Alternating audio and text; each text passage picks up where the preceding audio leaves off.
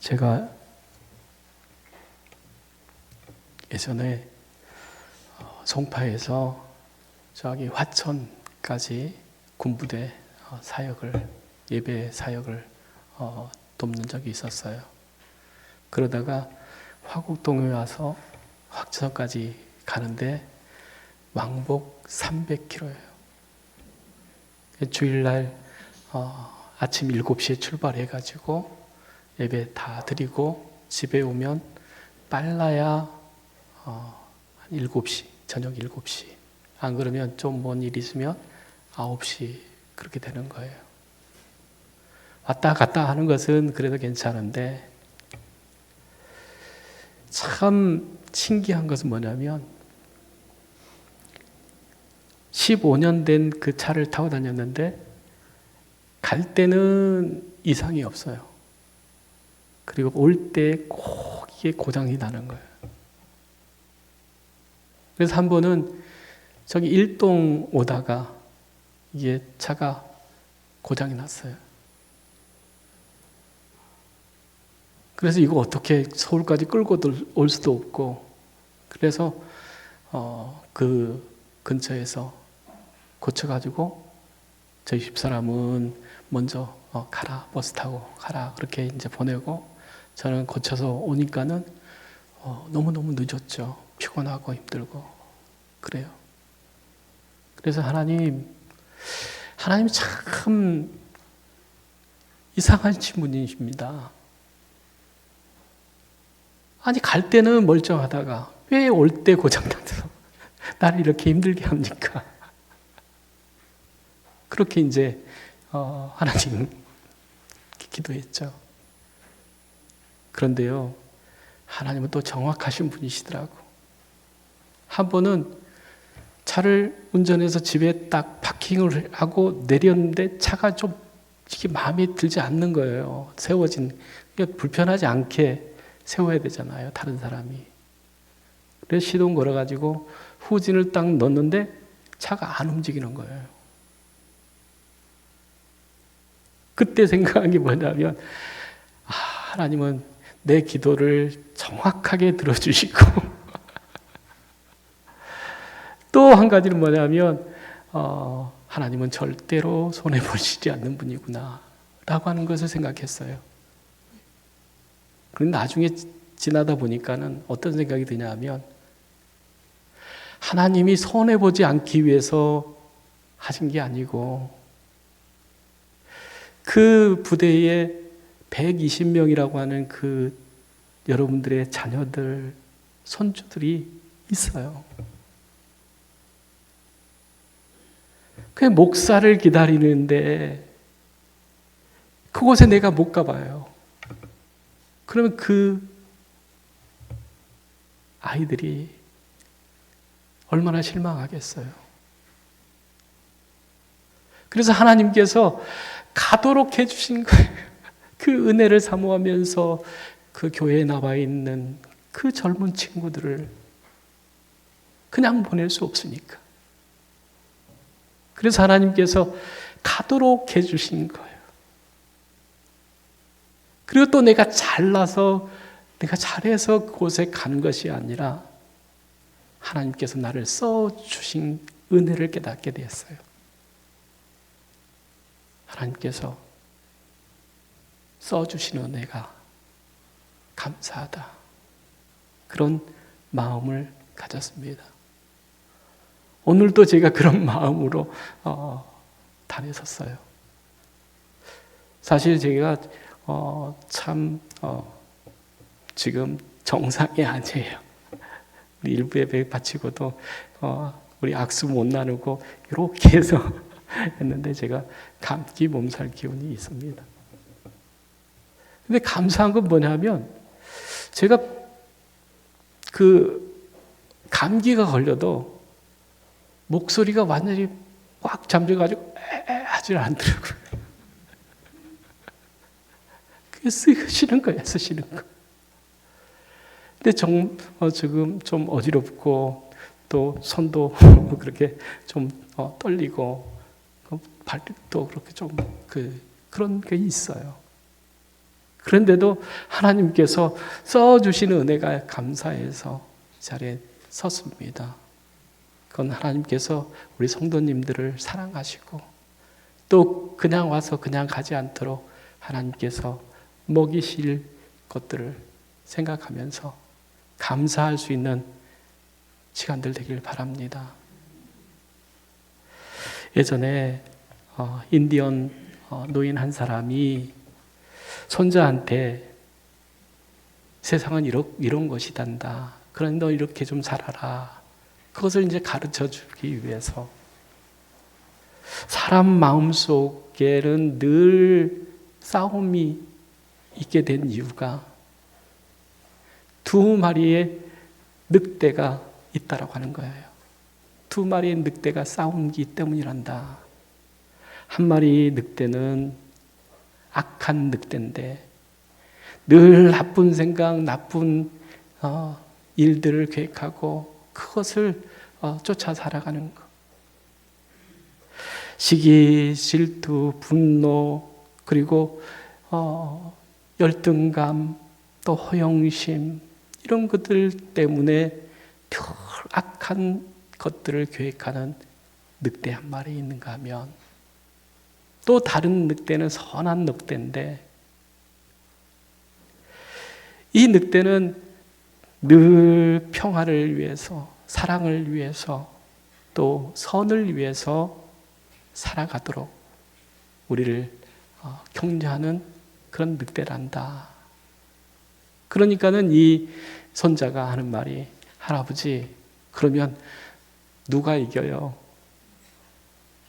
악과 선이 싸우는데 누가 그러면 이겨요? 그러니까 이 할아버지가 말을 하는 게 뭐냐면 네가 밥을 주는 늑대가 이긴단다 라고 하는 거예요. 즉 네가 선한 늑대한테 그 밥을 주면 선한 늑대가 힘이 있어서 악한 늑대를 잘 이렇게 다스리는 거죠. 악한 생각이 나오지 못하도록.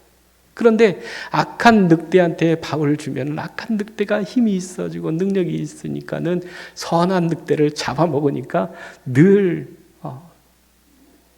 악한 것만 생각하고 그 악한 것만 이루며 살아간다라고 하는 거죠. 여러분 안에도 악한 늑대도 있고 선한 늑대도 있어서 그것이 싸우는 거예요.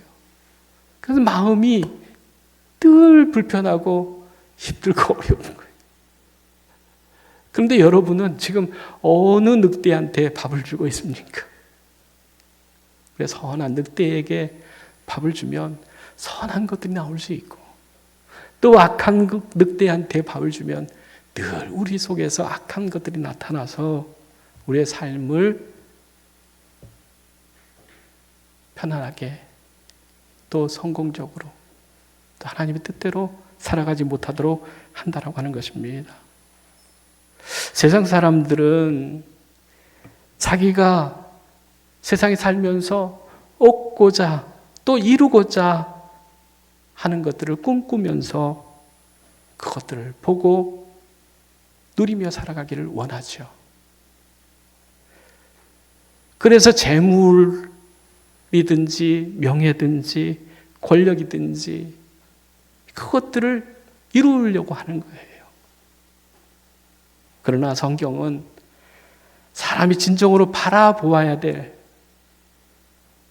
대상이 바로 오직 하나님뿐이다. 그렇게 말씀합니다. 왜 그러냐면 세상 사람들은 외모와 조건을 본다라고 하는 거예요. 그러나 하나님은 사람의 중심을 보기 때문이라고 하는 것입니다.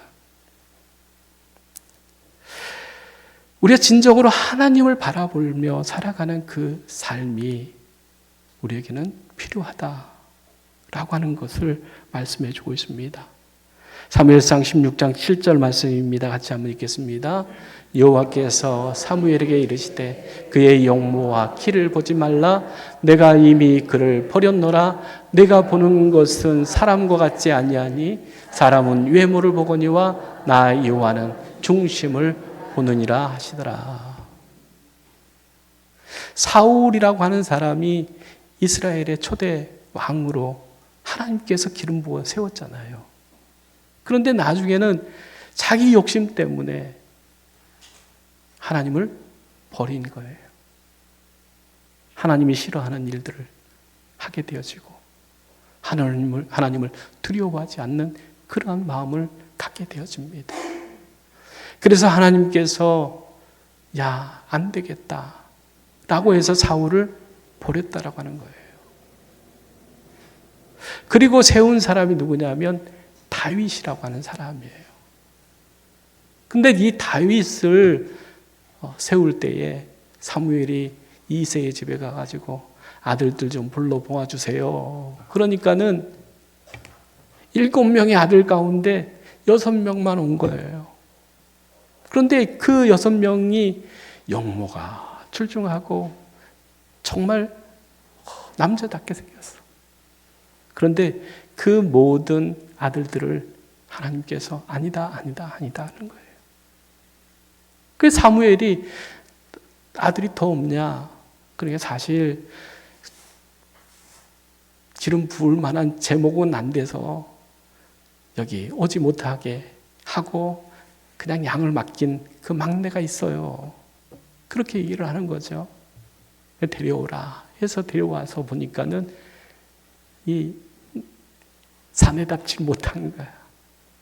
그러니까 키도 작고 용모도 그 가냘프니까 부모가 생각할 때도 이 다윗 이 막내는 깜이 아니다 그런 생각해서 안 부르는 거죠. 그런데 하나님은 그 다윗을 택하십니다. 그것은 뭐냐면 그 다윗의 마음에 하나님을 사랑하는 마음, 하나님을 섬기는 그 마음을 보셨다라고 하는 거죠. 우리가 생각하는 세상의 것들, 그거 우리가 취하려고 애쓰고 힘쓰면서 아둥바둥해서 얻었다고 하더라도 그것은 영원한 것이 아닌데요. 재물도 명예도 권력도 다 그냥 한순간에 지나가 버리는 거예요. 그러니까는 그것들을 보면서 그것들을 의지하면서 살지 말고 영원하신 하나님을 믿고 그 하나님으로 살아가라 라고 하는 말씀이에요. 그래서 예수님이 말씀하신 마음이 무엇인가라고 하는 것을 우리가 좀 살펴볼 필요가 있는데요. 헬라어로 마음이라고 하는 것은 카르디아라고 하는 얘기인데 이것은 사람의 중심, 의지, 생각, 영혼 전체를 포함하는 내면의 상태를 의미한다라고 하는 겁니다. 즉 마음의 정말로 생각하는 것, 또 꿈꾸는 것들, 바라는 것들, 이것들이 무슨 생각을 갖고 있느냐, 무슨 마음을 품고 있느냐라고 하는 것이 중요하다라고 하는 거죠. 왜 이렇게 마음이 중요하냐? 잠언 4장 23절 말씀 보면 모든 지킬 만한 것 중에 더욱 내 마음을 지키라 생명의 근원이 이에서 남이라 그랬어요. 생명의 근원이 어디서 난다고요? 마음에서 난다라고 하는 거예요. 그렇기 때문에 그 마음을 너는 지키라라고 하는 거예요. 다른 것, 물질, 재물, 명예, 권력 이것을 지키려고 하지 말고 이것을 얻으려고 하지 말고 마음의 정결함, 마음이 하나님께로 향하는 그것을 가지라라고 하는 거예요. 에스겔 3장 36장 26절 27절 말씀입니다. 같이 한번 읽겠습니다. 새 영을 너희 속에 두고 새 마음을 너희에게 주되 너희 육신에서 굳은 마음을 제하고 부드러운 마음을 줄 것이며 또 내 영을 너희 속에 두어 너희로 내 율례를 행하게 하리니 너희가 내 규례를 지켜 행할지니라 말씀합니다. 새 영과 새 마음을 우리에게 주신다라고 하는 거예요. 즉 우리의 마음이 어떤 상태가 되느냐? 하나님을 버렸죠. 뭐 때문에요? 욕심 때문에. 하와가 욕심 때문에 하나님을 버린 거예요. 왜 하나님과 같이 된다라고 하는 그것 때문에 그 선악과를 취하잖아요. 그 선악과를 취함과 동시에 뭐냐면 하나님을 버린 거예요.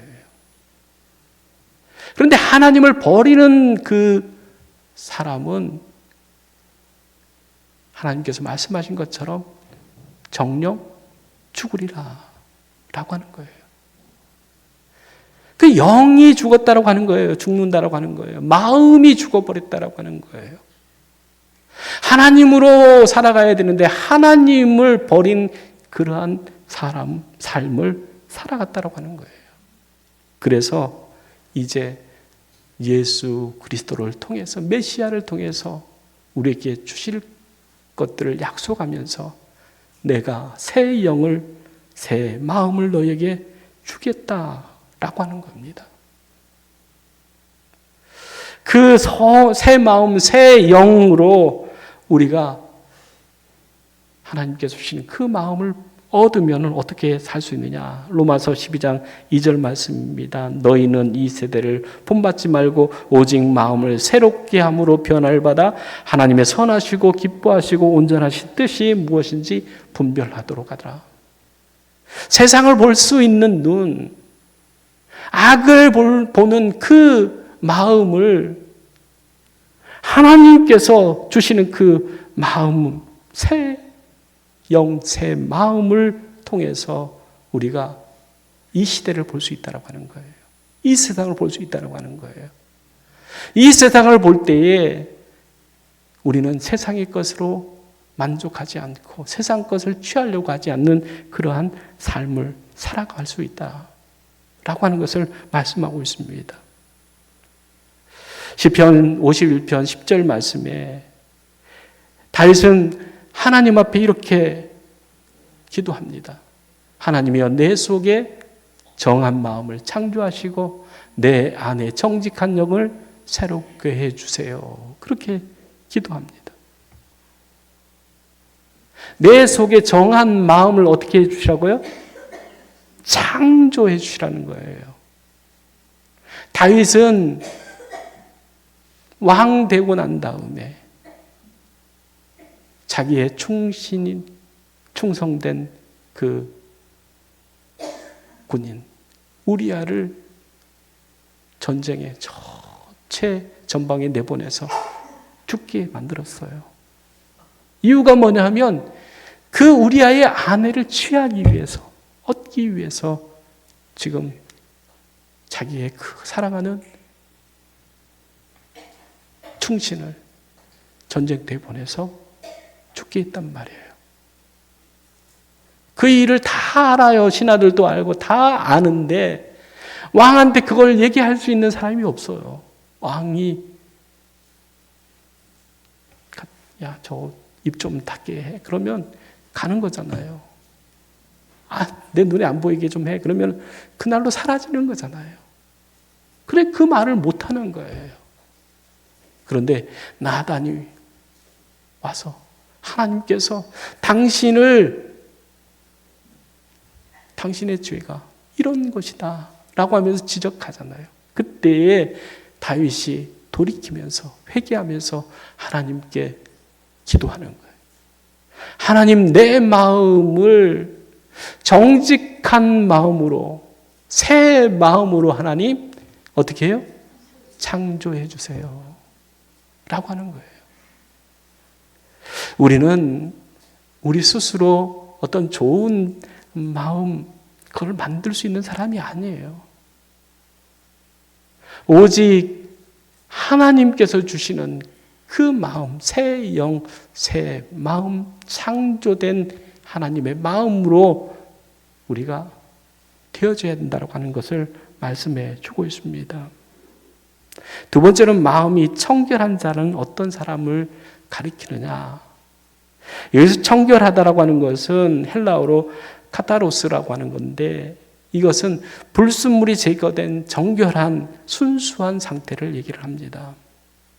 예수님께서 말씀하신 마음이 청결한 자는 세상과 하나님을 동시에 섬기지 않고 오직 하나님 한 분만을 사랑하고 섬기는 마음을 갖는 사람 상태를 마음이 청결하다 이렇게 얘기를 합니다.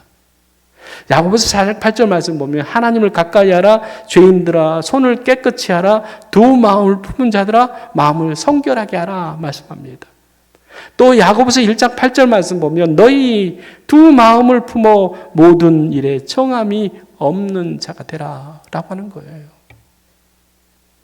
즉 하나님과 세상을, 물질과 하나님을, 명예와 권력과 하나님을 섬길 수 없다라고 하는 거예요. 세상을 쫓아 살아가면서 하나님의 뜻을 이룰 수 없다라고 하는 거예요. 그렇게 사는 삶이 정결한 삶이 아니라고 하는 겁니다. 여기서 성결이라고 하는 것은 깨끗함을 의미합니다. 예전에 제가 모시던 목사님이 싫어했던 것이 하나가 있는데 뭐냐면 딱 차에 탔을 때 이게 더러우면 청소 좀 해라. 차 좀. 그러셔요. 신방 가셨을 때에 집에서 이게 딱 갔는데 뭐 청소가 안 되고 막 어지럽잖아요. 그러면 청소 좀 하셔. 그래요. 요즘 신방 받는 것을 되게 어려워하시는 분들이 계신 것 같아요.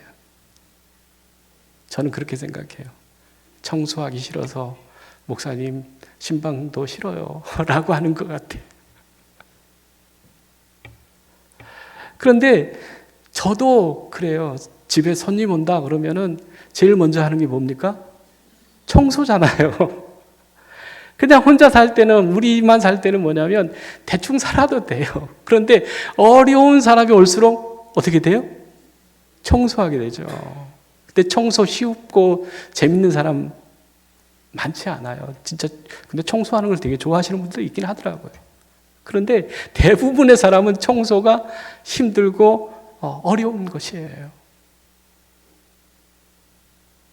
그런데 우리가 청소하지 않으면요, 처음에는 그냥 대강 살 수 있어요. 나중에는 쓰레기통에서 사는 거다 똑같아요.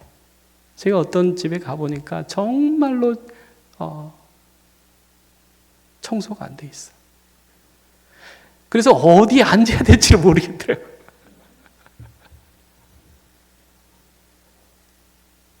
가는 사람도 불편하고 힘들어요. 근데 깨끗하게 청소된 곳에 가면은 기분이 좋잖아요. 근데 우리가 집을 보면 그래요. 아니, 요즘 뭐 문 열어놓은 것도 아닌데 한 며칠만 지나면 방 안에 먼지가 그렇게 쌓이잖아요. 이 먼지가 어디서 올까? 생각해 보니까 뭐냐면 우리들이 밖에서 묻혀오는 것들이에요. 그것들이 떨어져서 이제 쌓이는 거죠. 그것을 그냥 놔두면은 나중에는 뭐 된다고요? 집이 아니라 쓰레기통 되는 거예요. 그러면 사는 나도 힘들고 불편하고 오는 사람도 불편하고 어렵죠. 그렇지 않기 위해서는 뭐 해야 된다는 겁니까? 청소해야 된다. 우리의 마음도 마찬가지예요. 우리가 하나님을 모셨잖아요. 그러면 하나님이 편해하실 수 있도록, 불편하지 않도록 늘 우리의 마음을 어떻게 해야 됩니까? 깨끗하게 청소해야 되는 거예요. 그런데 우리가 세상 가운데 살고 세상 사람들 만나면은 우리도 모르게 우리 마음에 뭐가 쌓여요? 더러운 것들이 쌓여요. 그러면 그것들 빨리빨리 정리해야 될 것 아니에요. 청소해야 될 것 아니에요. 그런데 그 우리의 마음의 청소는 어떻게 하냐? 방은, 집은 빗자루 들고 청소기 들고 걸레 들고 할 수 있지만 우리의 마음의 청소는 어떻게 할 거예요? 우리의 마음의 청소는 예수 그리스도의 피로 할 수밖에 없어요. 그것밖에 없어요. 그래서 우리가 정말로 하나님을 믿는 믿음 안에 산다라고 하는 것은 하나님을 우리 구주로, 주인으로, 왕으로 우리가 하나님을 모셨잖아요. 영접했잖아요. 그래서 다 예수 믿기로 작정하면 고백하게 하잖아요. 이제 하나님으로 주인 삼고 왕으로 삼고 섬기며 살겠습니다. 주님, 내 마음에 들어오세요. 그렇게 해서 다 하나님을 우리 마음속에 모셨단 말이에요. 그러고는 하나님은 인식하지 않아. 내 안에 계신 하나님이 불편한 것을 생각하지 않아. 내 욕심대로, 내 마음대로, 내 생각대로 사는 거예요. 그러니 우리 마음속에 중심에 계시는 하나님이 얼마나 불편하시겠냐고. 그래서 우리의 마음을 깨끗이 하는 것, 그것을 히브리서 10장 22절에 말씀합니다. 같이 한번 읽겠습니다. 우리가 마음의 뿌림을 받아 악한 양심으로부터 벗어나고 몸은 맑은 물로 씻음을 받았으니 참 마음과 온전한 믿음으로 하나님께 나아가자라고 하는 거예요. 착한 마음, 온전한 그 믿음은 어디서 생기냐?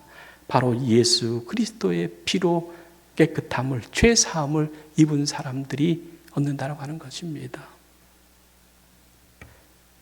우리가 정말 하나님이 거하실 만한, 정말 마음이 청결한 그러한 삶을 살아가야 된다고 하는 것을 예수님께서 말씀하고 계시는 거예요.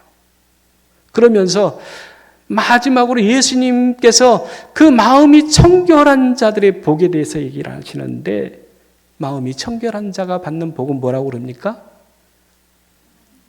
물질을 얻는다는 거예요? 부자 된다고 하는 거예요? 명예를 얻는다는 거예요?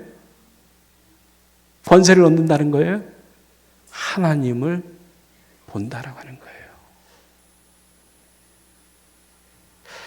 우리가 하나님을 보는 것이 얼마나 그 소원이에요. 하나님 좀 보고 싶어요. 그런 거 우리가 소원이잖아요. 그런데 하나님을 보는 그 방법을 성경은 말씀하시는데,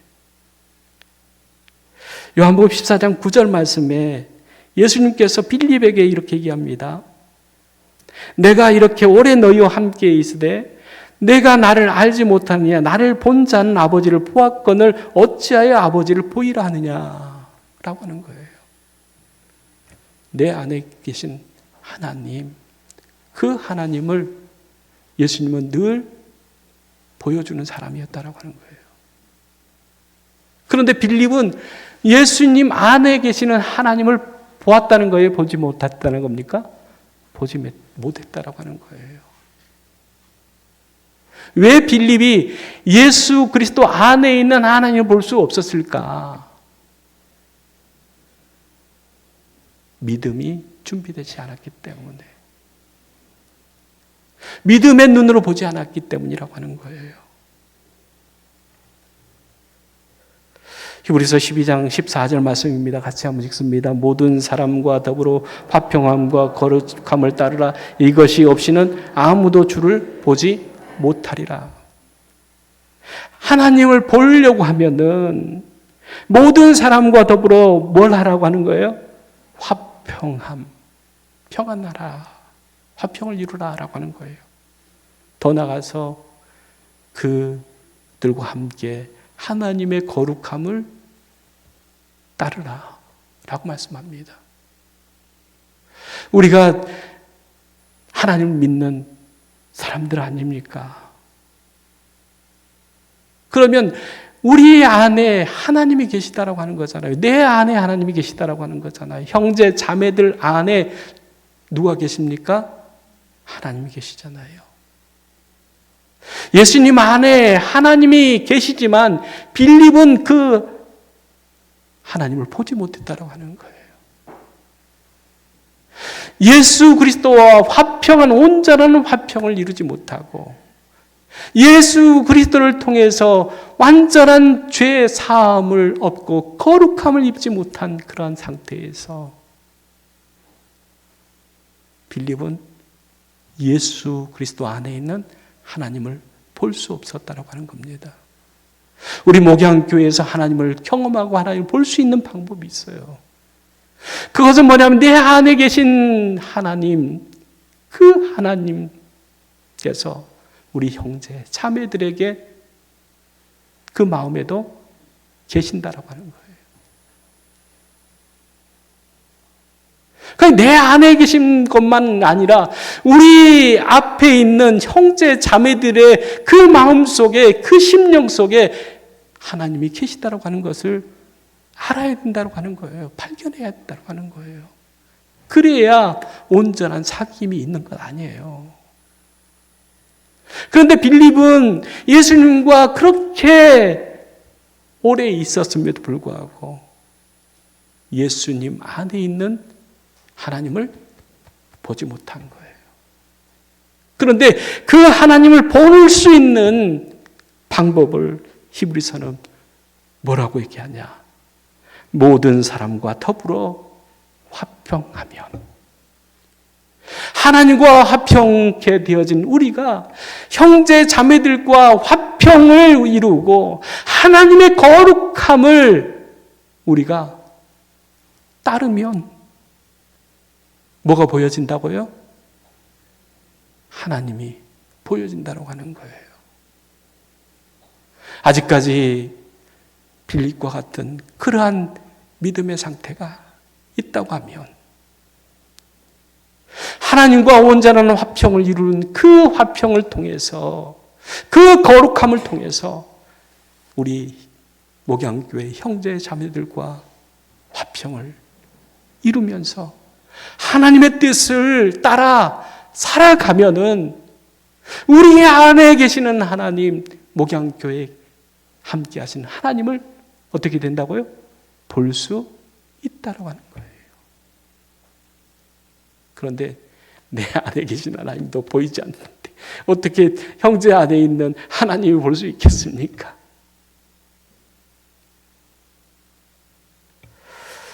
우리가 정말로 내 안에 계신 하나님, 그분을 발견해야 될 줄로 믿습니다. 그분은 내가 이미 초청해 우리 심령 속에 오신 분이에요. 그런데 그 하나님이 보이지 않는 이유가 있어요.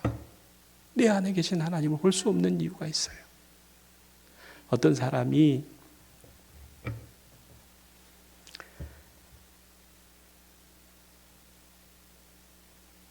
세상에 사람들이 너무 죄가 많고 세상이 너무 악해서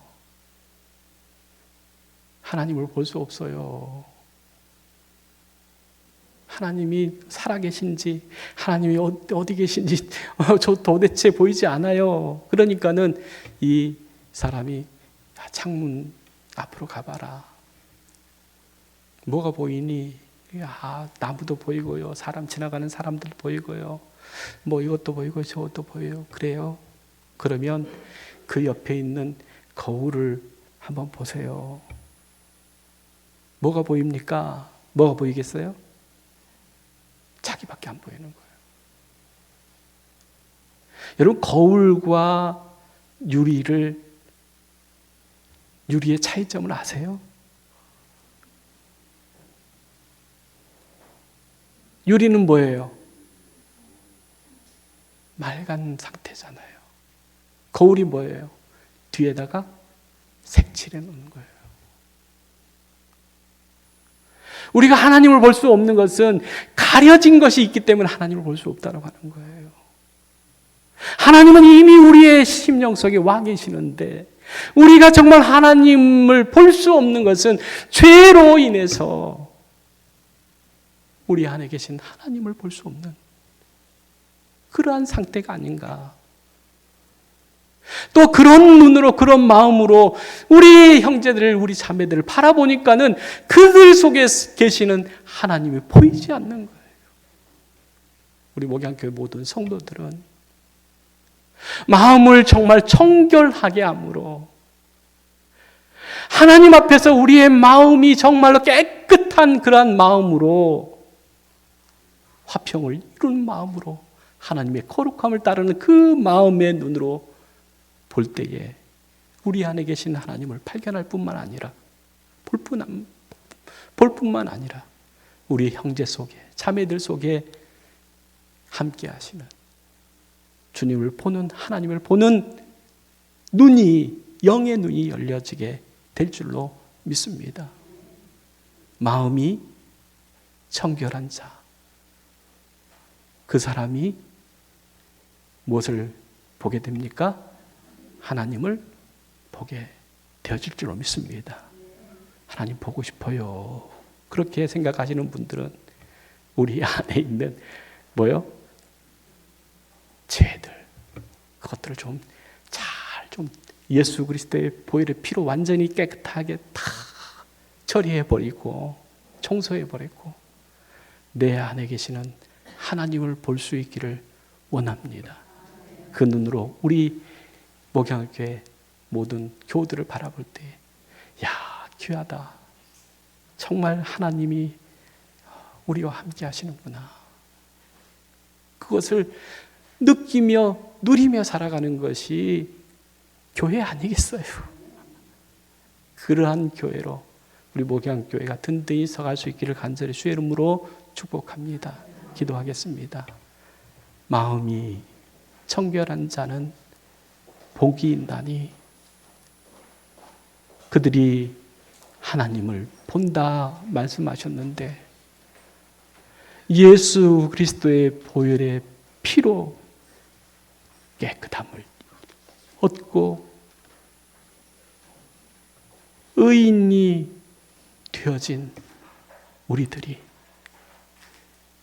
세상에 살아간다고 해서 죄와 짝하고 죄를 죄로 여기지 않고 무감각하게 살아가는 것이 아니라 하나님 날마다 우리 안에 쌓이는 죄를 예수 그리스도의 보혈의 피로 청소하고 깨끗함을 입어서 우리 안에 계신 하나님으로 우리가 살아갈 수 있게 하여 주시고 우리 형제 자매들 속에 거하시는 하나님으로 화평을 이루며 거룩함을 이루며 하나님의 기뻐하시는 교회로 하나님 우리 목양교회가 서갈 수 있도록 주님 은혜 베풀어 주시옵소서. 예수님의 이름으로 기도리옵나이다. 아멘.